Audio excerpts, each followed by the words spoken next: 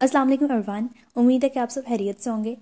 तो ये वीडियो खासकर उन स्टूडेंट्स के लिए है जिन्होंने एमडी कैट 2022 जो है अगले साल जो एमडी कैट होना है उसको उसमें दोबारा से रीअपियर होना है। ठीक है, यानी कि वो स्टूडेंट्स जिनका इस साल या उससे पिछले सालों में एमडी कैट क्लियर नहीं हुआ, मेडिकल कॉलेज में एडमिशन नहीं हुआ, तो अब वो लोग रिपीट करके तो कोशिश करें कि नेक्स्ट ईयर हम मेरिट बना लें और मेडिकल कॉलेज में पहुँच जाएँ इंशाल्लाह। तो ये वीडियो खासकर आपके वीडियो में जो सबसे हमारा मेन टॉपिक है कि रिपीटर्स की स्ट्रेटेजी क्या होनी चाहिए। तो इससे पहले मैं चंद एक बातें आपको बताना चाहूँगी। ठीक है, तो ये कि जब आपने डिसाइड कर लिया ना कि मैंने रिपीट करना है, तो फिर आपने अपने इस डिसीजन के ऊपर स्टिक करना है। अब पीछे मुड़ के देखने का कोई फ़ायदा नहीं है, पीछे आपने मुड़कर देखना भी नहीं है। अब आपने एक बार डिसाइड कर लिया कि मैंने रिपीट करना है, तो फिर आपने इसी के लिए पूरी की पूरी अपनी एफर्ट करनी है। ठीक है, डट के मेहनत करनी है अब आपने, और डोंट लुक बैक कि ये हो मतलब मैंने पता नहीं सही फैसला किया या गलत फैसला किया। अब ये सब सारी चीज़ें नहीं सोचनी, बिल्कुल भी नहीं सोचनी आपने।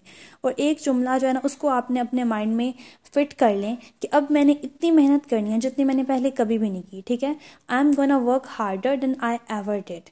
ये चीज़ अपने माइंड में आपने बिठा लेनी है। ठीक है, तो उसके बाद ये कि किसी भी रीज़न की वजह से अगर आपका एडमिशन नहीं हुआ, आपकी लक काम नहीं की, आपकी मेहनत में कोई कमी थी, आपको सेल्फ स्टडी का टाइम नहीं मिला, आपके पास टाइम भी काफ़ी लिमिटेड था, या पीएमसी का सिस्टम की खराबी की वजह से आपके साथ ऐसा हुआ है, तो जो भी रीज़न था, ठीक है, अब आपने ओवर थिंकिंग को छोड़ना है, क्योंकि इससे आपका टाइम ही गुजर जाना है, टाइम ऐसे ज़ाया हो जाना है, कोई फ़ायदा नहीं होना।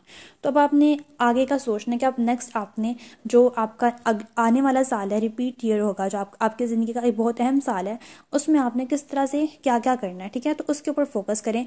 और अब ये सोचें कि एक साल की तो बात है, ठीक है, इसके बाद आपका इंशाल्लाह नेक्स्ट ईयर मेरिट बन जाएगा, आप मेडिकल कॉलेज में पहुंच जाएंगे, और उसके बाद बिल्कुल भी मैटर नहीं करेगा कि आपने फर्स्ट अटैम्प्ट में क्लियर किया था या सेकंड अटैम्प्ट में। ठीक है, लिटरली कोई किसी से नहीं पूछता कि तुमने कितनी अटैम्प्ट्स लगाई थी। तो अब आपने इसके ऊपर मतलब ओवर थिंकिंग नहीं करनी और ख़ुद को मतलब लो फील नहीं करना बिल्कुल भी। ठीक है, बल्कि पॉजिटिविटी के साथ, एक नए जज्बे के साथ आपने अपनी तैयारी जो है अब शुरू करनी है। और वैसे भी हर साल जो होता है ना, जितने भी स्टूडेंट्स का एडमिशन होता है वो सारे फ्रेशर्स नहीं होते। आधे जो होते हैं वो रिपीटर्स होते हैं, आधे जो हैं वो फ्रेशर्स होते हैं जिनका एडमिशन हो जाता है। लाइक 2020 का स्टैटिस्टिक्स जो था, रिजल्ट पीडिया टीम ने निकाला था, उसमें भी जो ऑलमोस्ट 50% जो स्टूडेंट्स थे जिनका एडमिशन हुआ था वो रिपीटर्स थे, और बाकी के 50% फ्रेशर्स थे। तो उस लिहाज से आपने एक पॉजिटिव अप्रोच के साथ मतलब तैयारी शुरू करनी है। अच्छा, अब ये है कि इस साल में आपने ये ध्यान रखना है कि जो गलतियां आपने पहले की थी उन गलतियों का आपने दोबारा से रिपीट नहीं करना, क्योंकि अगर आप वही गलतियां रिपीट करेंगे, अगर आप वैसे ही सब कुछ करते रहेंगे, तो फिर तो आपका इम्प्रूव करने का कोई फ़ायदा ही नहीं है। तो आपने इस साल अपनी गलतियां जो है ना पिछले फर्स्ट अटैम्प्ट में जो आपने की थी उनको रिपीट नहीं करना, बल्कि उनका सोल्यूशन फाइंड करना है और उन गलतियों को दूर करना है आपने। ठीक है, और उससे पहले सबसे जो तैयारी करने में सबसे पहले जो ज़रूरी चीज़ है वो ये है कि आपने मेंटली तैयार होना है। मेरे ख्याल से आपके एमडी कैट को 1 महीने से सारा टाइम गुजर चुका है। ठीक है, रिजल्ट आए हुए, तो अब आपने जो है ना, मेरे ख्याल से आप मेंटली थोड़ा प्रिपेयर हो चुके होंगे कि आपने अब रिपीट करना है, मतलब दोबारा से पढ़ाई स्टार्ट करनी है। तो बहुत अच्छी बात है अगर आप मेंटली तैयार हो चुके हैं। और अगर नहीं भी हुए तो फिर आप 1 वीक लें, 2 वीक लें, जितना आपको टाइम मतलब टाइम चाहिए उतना टाइम लें, खुद को मेंटली इस बात के लिए तैयार करें कि मैंने रिपीट करना है, और उसके बाद अपनी पूरी फिर डट के अपनी तैयारी करनी है। दोबारा से अपनी जो एनर्जी है उसको वापस लाएं, री एनर्जाइज योर सेल्फ। और जो है ना, ये बात याद रखें कि जो आपकी जो बैटल है ना, जो एमडी कैट 2022 की बैटल है वो शुरू हो चुकी है। तो अब आपने उसके लिए जितना जल्दी हो सके आप खुद को स्टेबल करें और अपनी जो ना तैयारी उसको स्टार्ट करें। और ये बात कि आप बेशक आपने 2 लाख से ज़्यादा स्टूडेंट्स हैं वो एमडी कैट में अपेयर होंगे, तो आप इतने सारे स्टूडेंट्स के साथ compete करना है। ठीक है, वो कंपटीशन भी बहुत ज़रूरी है, लेकिन जो ज़्यादा इंपॉर्टेंट कंपटीशन है वो आपका अपने साथ है, कि जो आपका फर्स्ट अटैम्प्ट में आपका जो वर्जन था उसके साथ आपने compete करना है, आपने उससे बेटर परफॉर्म करना है। ठीक है, जो आप फर्स्ट अटैम्प्ट में थे उससे बेटर अब आपने बनना है। तो ये सारी चीज़ों का आपने बहुत ज़्यादा ध्यान रखना है। ठीक है, तो जिस दिन, वैसे तो हर रोज़ ही आपको चाहिए इसको फॉलो करें, लेकिन जिस दिन आपने अपनी मतलब सही वाली तैयारी शुरू करनी है ना, आप डिसाइड कर लेना है, तो आपने सुबह के वक्त हाजत के 2 नवाफिल पढ़ने हैं, और उसके बाद दुआए इस्तिखारा पढ़नी है, और उसके बाद अल्लाह ताला से दुआ करनी है कि अल्लाह ताला इसको इस फैसले को मेरे हक़ में बेहतर बना दें। ठीक है, और उसके बाद आपने अपनी जो है ना प्रिपरेशन अच्छी तरह शुरू कर लेनी है। ओके जी, अब आपकी जो तैयारी है उसमें मैंने पहले वाली सारी बातें बता दी। अब जो मेरे ख्याल से जो सबसे फर्स्ट स्टेप है आपकी प्रिपरेशन शुरू करने का वो है कि सेल्फ एनालिसिस। आपने खुद को एनालाइज खुद करना है कि आपने फर्स्ट अटैम्प्ट में आपकी क्या क्या वीकनेसेस है, क्या क्या आपके वीक एरियाज है, उनके ऊपर आपने काम करना है। तो पहली बात कि नो बडी इज़ परफेक्ट। जिनका एडमिशन इस साल हो गया ना, वो भी परफेक्ट नहीं थे। अगर उनसे पूछना, वो भी बहुत सारे अपने वीक एरियाज बता दें कि ये मेरा वीक एरिया था। तो सबके होते हैं, आपके भी होंगे, ठीक है। तो आपने उनको पहले पॉइंट आउट करना है कि मैं कहाँ पे लैग कर रहा था या कर रही थी, ठीक है। और उन पॉइंट्स को आपने फिर उनके ऊपर काम करना है कि वो जो आपके वीक एरियाज है ना, उसको आपने स्ट्रॉन्ग एरियाज बना लेना है। तो अब आपने सीरियस होकर तैयारी करनी है, ठीक है। सबसे पहले आई विल सजेस्ट कि आप बेशक एक रिटर्न लिस्ट बना लें कि जो आपके वीक एरियाज हैं, कोई टॉपिक हो गया, कोई टाइप ऑफ क्वेश्चंस हो गए, कोई सब्जेक्ट हो गया, कोई पूरे का पूरा चैप्टर ही अगर आपको नहीं आ रहा, तो ऐसे बहुत सारे मसले जो आपको मतलब आपको पता होता है, सबको पता होता है कि उनको क्या मसले आ रहे थे। तो वो उसकी आप बेशक एक लिस्ट बना लें कि ये चीज़ें जो है इन्होंने मुझे पीछे किया, ठीक है, इनकी वजह से मैं पीछे रहा। तो अब उन चीज़ों को आपने ओवरकम करना है। फॉर एग्जाम्पल, अगर किसी को न्यूमेरिकल्स सॉल्विंग में मसला आ रहा था, तो अब क्या उसका सोल्यूशन क्या है? उसका सोल्यूशन यह है कि वो लोग प्रैक्टिस करें, न्यूमेरिकल्स की हैंड रिटन प्रैक्टिस करें जितनी ज़्यादा आप कर सकते हैं, ठीक है। उस कैलकुलेटर के बगैर आप प्रैक्टिस करें और इंशाल्लाह वो आपका जो है ना कैलकुलेशंस न्यूमेरिकल्स फिजिक्स में जो आते हैं वो आप इजीली सॉल्व कर लेंगे, ठीक है। उसी तरह डिफरेंट है कि आपको अगर आपको लगता है कि आपको सेल्फ स्टडी का टाइम नहीं था मिला पहले, तो अब आप इतनी अच्छी तरह सेल्फ स्टडी करें, अपनी टेक्स्ट बुक्स बहुत अच्छी तरह पढ़ रहे हैं, ठीक है। एटलीस्ट 2 टाइम्स आपने पूरे जितने भी आपका रिपीट या एटलीस्ट 2 टाइम्स आपने टेक्स्ट बुक्स को बहुत अच्छी तरह पढ़ लेना है, सेल्फ स्टडी बहुत अच्छी तरह कर लेनी है, ठीक है। तो आपके अगर पहले कॉन्सेप्ट्स क्लियर नहीं थे, तो अब आप अपने कॉन्सेप्ट्स को स्ट्रॉन्ग करें। कॉन्सेप्ट को स्ट्रॉन्ग कहाँ से करना है कि लेक्चर्स लेके स्ट्रॉन्ग कर सकते हैं, वीडियोस देख लें यूट्यूब पे, उस टॉपिक के बारे में अंडरस्टैंडिंग डेवलप करें, टेक्स्ट बुक से रीड करें, रिलेटेड एमसीक्यूज प्रैक्टिस करें, और जो आपके एमसीक्यूज गलत होते हैं उनका करेक्ट सोल्यूशन देखें। इस तरह आपका कॉन्सेप्ट जो है वो एकदम क्लियर हो जाएगा, ठीक है। और उसके अलावा जो है, अब मज़ीद बातें डिस्कस करते हैं एकेडमी की, बुक्स की, शेड्यूल, ये सारी चीज़ें। तो आराम से सब कुछ बताती हूँ, तो एक बार सुकून से ना सब कुछ सुन लीजिएगा, ठीक है।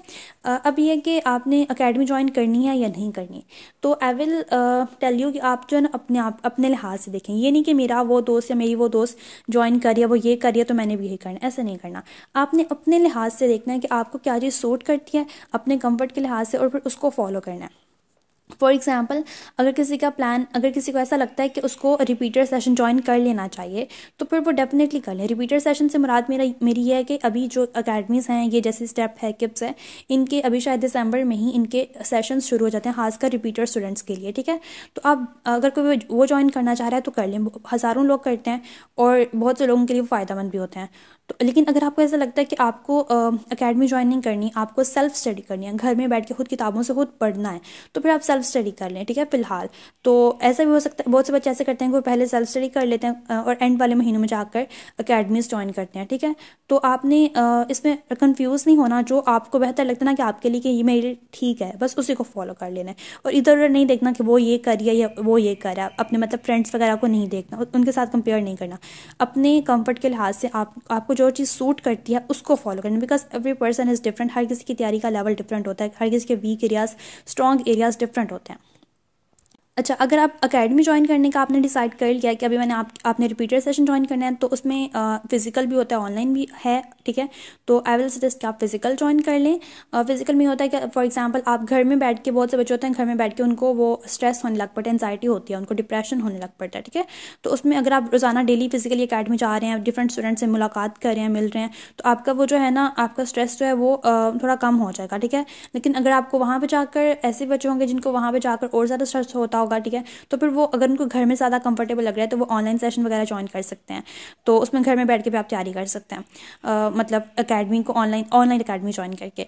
और उसके अलावा जिन बच्चों ने एकेडमी ज्वाइन नहीं करनी, बिल्कुल भी नहीं करनी, सेल्फ प्रिपरेशन करनी है, किसी भी रीज़न की वजह से एकेडमी ज्वाइन नहीं कर पाएंगे, तो उनके लिए भी ये है कि आपको online lectures free of cost मिल जाते हैं नेट पे, यूट्यूब पर भी मिल जाते हैं। उसके अलावा सईद अहमदी कैट जो है, आजकल शायद उनकी वेबसाइट कुछ डाउन जा रही है, लेकिन आई होप कि वो लोग जल्दी अपने सारे जो है ना लेक्चर्स वो दोबारा से अपलोड कर देंगे अपनी वेबसाइट पे, तो आप वहाँ से अवेल कर सकते हैं, ठीक है।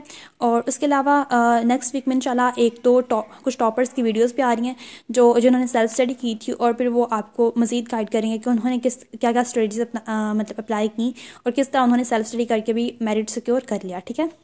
और अगर आपने अकेडमी अभी ज्वाइन करने का सोचा है, लेकिन जब तक अकेडमी शुरू नहीं ना होती, तो आप मेरे ख्याल से आपको फारिग नहीं पढ़ना चाहिए। आप घर में बैठ के जो आपको मुश्किल चैप्टर्स लगते हैं आप उनको सेल्फ स्टडी कर लें, और फिर जब रिपीटेड सेशन स्टार्ट होगा तो फिर आप उसको ज्वाइन कर लीजिएगा, लेकिन अब टाइम ज़ाया मत कीजिएगा, ठीक है। अच्छा, अब बुक्स की बात करें तो बुक्स में ये है कि आपने एक तो अपने जो नोट्स हैं ना वो फ्रेश नोट्स बनाने हैं, ठीक है। इस साल अगर आप जो भी चीज़ें नोट करें वो न्यू दोबारा नए सिरे से नोट करनी है। पुराने वाले नोट्स उनको आई विल नॉट सजेस्ट कि आप उनको इस्तेमाल करें, ठीक है। और आपने अपनी सबसे पहले जो मेन सोर्स है आपकी तैयारी का वो है आपकी टेक्स्ट बुक्स जो आपने एफएससी में पढ़ी थी। आपने अपने प्रोविंस के बुक्स जो है सबसे पहले उनको पढ़ना है, उनको इग्नोर मत कीजिएगा, ठीक है। और उसके बाद फिर आपने फेडरल को साथ ज़रूर देखना है। फेडरल के बुक्स जो हैं वो बहुत ज़्यादा इंपॉर्टेंट होती हैं, तो मतलब आप रिपीटर हैं तो आप तो इजीली मैनेज कर सकते हैं ना कि अपनी प्रोविंस की बुक्स को भी पढ़ें और साथ में फेडरल के बुक्स को भी पढ़ें। अब प्रैक्टिस के लिए जो है बेस्ट सोर्सेस बताती हूँ कि एमसीक्यूज प्रैक्टिस कहाँ से करनी है। तो वो जैसे मैंने ऑलरेडी बताया कि स्टेप की बुक्स बहुत अच्छी होती हैं प्रैक्टिस के लिए, और किप्स की जो प्रैक्टिस बुक्स हैं वो भी अच्छी होती हैं एमसीक्यूज प्रैक्टिस के लिए। और उसके अलावा एक बहुत अच्छा सोर्स जो कि इस साल ही 2021 में हमारे सामने आया है, वो ये है कि जो टेब्स के जो एमसीक्यूज थे जो कि 36 पेड टेस्ट कुछ इस तरह से थे। तो अगर वो आप जो हैं उसके बंडल्स वो आप पीडीएफ फॉर्म में काफ़ी सारी जगहों पे अवेलेबल हैं, रिपीटर्स के पास मेरे ख्याल से वैसे भी होंगे। तो आपने वो जो एमसीक्यूज के जो है ना पीडीएफ उनको बेशक प्रिंट करवा लें जैसे भी। तो वो जो टेब्स के एमसीक्यूज है ना वो बहुत ज़्यादा हेल्पफुल होते हैं, क्योंकि मतलब बहुत से बच्चों ने बताया है कि वही एमसीक्यूज फाइनल पेपर में भी आए हुए थे। तो आपने वहाँ से भी प्रैक्टिस ज़रूर करनी है। और मज़ीद आप और ज़्यादा एफर्ट करना चाह रहे हैं तो फिर आप यूएचएस के पास पेपर्स देख सकते हैं, नम्स के पास पेपर्स देख सकते हैं, इस तरह से। और वाइस गॉड की वेबसाइट के ऊपर अनऑफिशियली भी कुछ मतलब एमसीक्यूज अवेलेबल हैं जो कि वो लोग क्लेम करेंगे ये फाइनल पेपर में आए थे। तो अगर आप उनको भी देखना चाहें तो उनको भी देख सकते हैं। तो इस तरह एक सीक्वेंस के साथ आपने चलना है कि मतलब एक जगह से एमसीक्यूज की प्रैक्टिस कर ली, उसके बाद फिर दूसरी की तरफ चलना है, ठीक है। एकदम से सबको लेके नहीं चलना, एक एक करके पहले स्टेप की बुक फॉर एग्जांपल प्रैक्टिस कर ली, फिर किप्स की कर ली, फिर पेड टेस्ट पीएमसी के जो हैं टेप्स की वेबसाइट पे वो कर लिए, फिर वाइस गॉड की वेबसाइट के ऊपर जो आपके अनऑफिशियल एमसीक्यूज हैं वो प्रैक्टिस कर लिए। इस तरह एक तरतीब से एक एक करके आपने सब कुछ करना है, ठीक है। तो ये होगी बुक्स वगैरह यहीं से आपने पढ़ना है, इसके अलावा कुछ नहीं पढ़ना। आप खुद एमडी कैट दे के आए हैं, आपको भी पता है कि कहाँ कहाँ से क्वेश्चंस आए थे, किस तरह के क्वेश्चंस आए थे, तो यही आपने करना है, ठीक है। अब बात करते हैं कि जो है हमारा सिलेबस। तो सिलेबस जो है वो इस तरह से है कि आपने सिलेबस अभी तक नया सिलेबस आया नहीं है, तो अभी सबसे पहले आपने जो 2021 का सिलेबस है उसको बहुत अच्छी तरह कर लेना है। जब आप वो कर लेंगे तो फिर उसके अलावा सिलेबस के अलावा जो एक्स्ट्रा टॉपिक्स हैं जो सिलेबस में नहीं है उनको फिर देखना है, लेकिन पहले सिलेबस करना है फिर एक्स्ट्रा टॉपिक्स करना है। तो तब तक उम्मीद है कि आपके जो अगले साल का जो सिलेबस है ना 2022 का वो तब तक आ चुका होगा, तो फिर आप उसको फॉलो कर लीजिएगा। लेकिन अभी आप इस साल का करें और साथ में उसके बाद फिर एक्स्ट्रा टॉपिक्स करें अगर आपके पास टाइम बचता है। तो सिलेबस को तो आपने अच्छी तरह करना है। उसके अलावा ये है कि ये जो अकेडमीज होती हैं इनके टेस्ट होते हैं स्कॉलरशिप टेस्ट वगैरह, जैसे अभी जनवरी या फरवरी या मार्च इन्हीं महीनों में हो जाते हैं, ठीक है। फरवरी या मार्च में होता है मेरे ख्याल से, स्टेप का भी होता है किप्स का भी होता है। तो वो लोग टेस्ट लेते हैं, फ्री ऑफ कॉस्ट होता है, आप रिपीटर्स भी दे सकते हैं। तो आपने वो टेस्ट देना है और उसमें एक तो आपकी प्रैक्टिस होगी, ठीक है, एक तरह से। और दूसरा अगर आप उसमें अच्छा स्कोर कर लेते हैं इंशाल्लाह तो आपका कॉन्फिडेंस इंक्रीज होगा, पेरेंट्स भी खुश होंगे, आपको भी थोड़ी सेटिस्फेक्शन मिलेगी। और वो अगर आप अच्छा स्कोर कर लेते हैं तो फिर वो लोग आपको अपनी अकेडमी में मतलब वो फ्री पढ़ा भी देते हैं, ठीक है, आपको स्कॉलरशिप अगर मिल जाती है। तो इस तरह वो आपने जो टेस्ट है ना उनको भी दे लेना है। अब बात करते हैं टाइम टेबल और प्लानर की। गाइस देखें इतने सारे स्टूडेंट्स हैं तो ऐसा तो हो नहीं सकता कि मैं आपको बोलूँ कि ये टाइम टेबल है इसको फॉलो कर ले, क्योंकि हर इंसान इतना डिफरेंट होता है। तो उसके लिए ऐसा नहीं होता कि सब स्टूडेंट्स के लिए एक टाइम टेबल जो है ना वो अप्लाई हो सके, ऐसा हो ही नहीं सकता। तो आपने अपने लिहाज से अपना टाइम टेबल बनाना है। वैसे भी आपको अब मेरे ख्याल से इतना एक्सपीरियंस हो चुका होगा कि आपने क्या क्या चीज़ें किस तरह मतलब अपना टाइम टेबल बनाना है, तो आपको ज़्यादा अच्छी तरह पता होगा। और भी टाइम टेबल से मुराद मेरी ये नहीं है कि मैंने इतने बजे से लेकर इतने बजे तक ये करना है, ऐसे वाला टाइम टेबल मेरा नहीं, हर कोई फॉलो कर सकता है। लेकिन जो टाइम टेबल आपने ज़रूर फॉलो करना है, जो एक मतलब जो चीज़ आपने मेनली फॉलो करनी है वो ये कि आपने डेली के टारगेट सेट करना है कि आज मैंने केमिस्ट्री का ये चैप्टर करना है, फिजिक्स का ये चैप्टर करना है, बायो का ये वाला आधा चैप्टर करना है, इस तरह से मतलब एग्जाम्पल दे रही हूँ, ठीक है। इंग्लिश का ये करना है, इस तरह से आपने उन चीज़ों को जो आपने आई विल सजेस्ट कि आप अगले 2 से 3 महीने का जो भी आपका प्लानर है उसको रिटन फॉर्म में अपने सामने लिख लें, उसको किसी चाहे दीवार के ऊपर चिपका लें, और उसके अकॉर्डिंग आपने अपनी तैयारी करनी है, डेली के टारगेट्स हैं उनको फुलफिल करना है। और ये आपकी मतलब मेरे ख्याल से ही आपकी स्ट्रेटजी होनी चाहिए।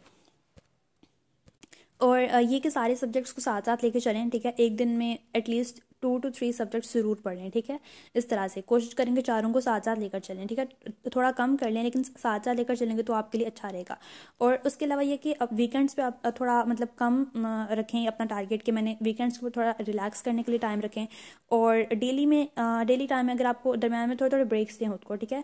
और इस तरह से कि अगर आपके 7 से 8 घंटे में या 8 घंटे में अगर आपका सारा दिन के डेली टारगेट्स कंप्लीट हो चुके हैं और आपके पास फिर भी टाइम बचा है, तो इसका मतलब ये नहीं कि आप मतलब और पढ़ने लग पड़े। अगर आपने पढ़ना है तो चलें पढ़ लें, कोई मसला नहीं है, लेकिन वो टाइम जो ना उसको आप यूटिलाइज़ कर सकते हैं खुद को रिलैक्स करने के लिए, थोड़ा फन करने के लिए, ठीक है। कुछ भी जो आपको अच्छा लगता है वो कर लें उस टाइम में। इस तरह से तो खुद को थोड़ा थोड़ा रिवॉर्ड्स दें। तो आपके पास इतने सारे महीने हैं तो उसमें आपको एक प्रॉपर स्ट्रेटेजी के अकॉर्डिंग चलना है, ठीक है। खुद को रिलैक्स रखना, तभी आप अच्छी तरह तैयारी कर सकेंगे। और अपनी जो मेंटल हेल्थ है उसका भी ध्यान रखना है, खुद को रिलैक्स रखना है, अपनी नींद का ख्याल रखना है और फ़ोन यूजेज को थोड़ा कंट्रोल करना है, ठीक है। तो ये सारी चीज़ों का अपने ध्यान रखना है और इंशाल्लाह आपकी बेहतरीन तैयारी हो जाएगी। अब बात करते हैं डिप्रेशन, एंजाइटी और स्ट्रेस की। तो जब आप गैप ईयर लेते हैं ना, तो फिर आपने अपने माइंड में ये बात याद रखनी है कि इन सारी चीज़ों से आपका वास्ता पड़ सकता है, ठीक है। अक्सर बच्चे इस जो टाइम होता है उसमें बहुत ज़्यादा स्ट्रेस होते हैं और बहुत ज़्यादा अक्सर लोगों को डिप्रेशन भी हो जाता है, ठीक है। Depression is a real thing. तो ये सारी चीज़ें हो जाती है। और मेडिकल प्रोफेशन में जैसे भी आप चाहे प्री मेडिकल लेवल पे हैं, आप मेडिकल लेवल पे हैं, मतलब जैसे मेडिकल स्टूडेंट लेवल पे हैं, तो उस टाइम पे डिप्रेशन, एंजाइटी, स्ट्रेस ये बहुत कॉमन होता है। तो आपने जो इसके लिए मेंटली मतलब आपने तैयार रहना है। और इसके लिए ये है कि उसको ओवरकम कैसे किया जा सकता है, वो ये कि आप अभी से ही अपना नमाज़ पढ़ें, अल्लाह ताला के साथ कनेक्शन जो है ना उसको स्ट्रॉन्ग रखें, नमाज़ पढ़ें, कुरान पाक पढ़ें, अल्लाह ताला के ऊपर भरोसा रखें कि अल्लाह ताला जो भी करेंगे मेरे साथ बिल्कुल अच्छा होगा, परफेक्ट होगा। तो फिर आपका वो स्ट्रेस कम हो जाता है, ठीक है। उस तरह से मुस्तकबिल का जो खौफ होता है ना वो आपका कम हो जाता है, ठीक है। और पॉजिटिव वाइब्स वाले लोगों के साथ रहें, जो लोग आपको डीमोटिवेट करते हैं ना उनसे दूर हो जाएं, मतलब उनसे कट ऑफ कर लें। ये नहीं कि उनसे लड़ाई कर लें, बट ये कि उनके साथ कम से कम टाइम स्पेंड करें, ठीक है। और जो चीज़ें आपको मोटिवेट करती हैं, जो आपको पॉजिटिव रखती हैं, उन चीज़ों के साथ ज़्यादा कनेक्ट हो जाएं, ठीक है। और सेल्फ मोटिवेट करते रहें खुद को, कि हर दिन अपने आप से कहें कि yes I will do it, I will definitely win. इस तरह की पॉजिटिव चीज़ें जो भी आपको अच्छी लगती हैं उनको आप खुद से मतलब कि अपने आप से कहें, ठीक है। और एक ऐसी चीज़ जिसके ऊपर मैं जितना भी स्ट्रेस करूँ कम है, वो ये कि सेल्फ बिलीव। जब आप ये अंदर से डिसाइड कर लेते हो ना कि आई कैन डू इट, मतलब मैं कर सकती हूँ, पक्का यकीन जो अपने ऊपर आपको आ जाता है ना, अपनी एबिलिटीज़ के ऊपर, अपनी मेहनत के ऊपर, अल्लाह ताला के ऊपर, तो फिर वो जो सेल्फ बिलीव होता है ना वही आपको कामयाबी तक लेकर चला जाता है। तो एक कोट है कि a can do attitude will make you excel, ठीक है। तो ये जो है ना इसके ऊपर आपने इसके ऊपर पक्का यकीन रखना है कि आप जो एटीट्यूड आपका बहुत ज़्यादा मैटर करता है। तो अब बात करते हैं कि सिलेबस वगैरह की, कि सिलेबस कब तक कवर करना है और कब से तैयारी शुरू करनी है, कि किस महीने तक कितना सिलेबस कवर हो जाना चाहिए, सारी बातें। तो वैसे तो हर इंसान का डिफरेंट होगा, ज़ाहिर है आप मतलब डिफरेंट कोई किसी तरह तैयारी करे, कोई किसी तरह करे, बट एक रफ एस्टिमेट अगर मैं आपको अपनी तरफ से देना चाहूँ, जो अगला एमडीकेट है वो एक्सपेक्टेड है कि अगस्त के महीने में हो जाएगा। तो उस लिहाज से आपके पास 8 to 9 मंथ्स हैं प्रिपरेशन के लिए, ठीक है। तो आप कोशिश करें कि आप दिसंबर से अपनी तैयारी शुरू कर लें, लेकिन अगर आप दिसंबर से नहीं भी कर पा रहे तो फिर आपने जनवरी से हर सूरत अपनी तैयारी जो है ना शुरू कर लेनी है, इस तरह लेट नहीं करना। तो इससे यह कि आप पहले 2 से 3 महीने, मैक्सिमम 3 महीने लगा रहे हैं, उसमें आपने एक बार अपना सारा सिलेबस है ना उसको कवर कर लेना है। अकेडमिक्स में भी इतना ही टाइम लगता है, 2 से 3 महीने, ठीक है। तो उसमें आपने लेक्चर्स लेने हैं और बुक रीडिंग करनी है, सेल्फ स्टडी करनी है बुक्स में आपकी, मैंने बताया जैसे पहले बताया कि अपनी प्रोविंशियल बुक्स जो आपने एफएससी में पढ़ी थी, उसके अलावा फेडरल की बुक्स, उन दोनों को पढ़ना है, हाईलाइट करना है बुक्स के ऊपर ही, और एक्स्ट्रा पॉइंट्स जो है ना उनको नोट कर लेना है, ठीक है। ये सारी जो चीज़ें करनी होती है आपने इस टाइम के दौरान कर लेनी है, और ये वाली आपने, ठीक है, ये करनी है। उसके बाद एमसीक्यूज प्रैक्टिस भी आप करना चाहें तो किसी एक अच्छी प्रैक्टिस बुक स्टेप ले लें या टिप्स ले लें, किसी एक से एमसीक्यूज जो है उनको भी प्रैक्टिस कर लें। ये आपने पहले 2 से 3 महीने में ये काम करना है, ठीक है। उसके बाद अगले 2 से 3 माह होंगे, उसमें आपने अपनी जो है ना सेकंड टाइम रिवीजन करनी है। अच्छा, जो पहले मैंने बताया ना, ये अगर आप दिसंबर से फर्स्ट करें, आप दिसंबर से प्रिपरेशन स्टार्ट करते हैं तो दिसंबर, जनवरी और फरवरी के एंड तक आपने एक बार कोशिश करनी है कि सारा जो सिलेबस है ना उसके लेक्चर्स ले लें और एक बार बुक से सेल्फ स्टडी कर लें एक बार, ठीक है। और एमसीक्यूज प्रैक्टिस अगर करना चाहें तो कर लें, और हाईलाइट करना, नोट करना, या फरवरी के एंड तक आप कर लें, ठीक है। उसके बाद जो सेकेंड टाइम आपका जो होगा, सेकेंड टाइम आपने सिलेबस दोबारा से कवर करना है, वो आप मार्च और अप्रैल के 2 मंथ्स में, पूरे 2 मंथ्स में 60 डेज होते हैं, उसमें आप एक बार बुक से सारा रीड करें और उसके अलावा एमसीक्यूज प्रैक्टिस करें। ये आपने मार्च और अप्रैल के महीने में करना है। उसके बाद अगर मई और जून के महीने की बात करें, उस टाइम आपने एक बार फिर से सिलेबस कवर करना है, बुक को अच्छी तरह रीड करना है, बुक के ऊपर आपने ऑलरेडी बहुत सी चीज़ें नोट की होंगी, ठीक है, और हाईलाइट भी की होंगी, और आपने साथ में शॉर्ट लिस्टिंग कर लेनी है। तो ये आपने मई और जून के महीने में ये काम करना है। उसके बाद आपका जुलाई और अगस्त का महीना बचता है। जुलाई के महीने में आपने रिवीजन करनी है, फाइनल वाली रिवीजन, ठीक है, और अगस्त के महीने में वैसे ही आपके एक्सपेक्टेड है कि आपका टेस्ट हो जाएगा उस महीने में।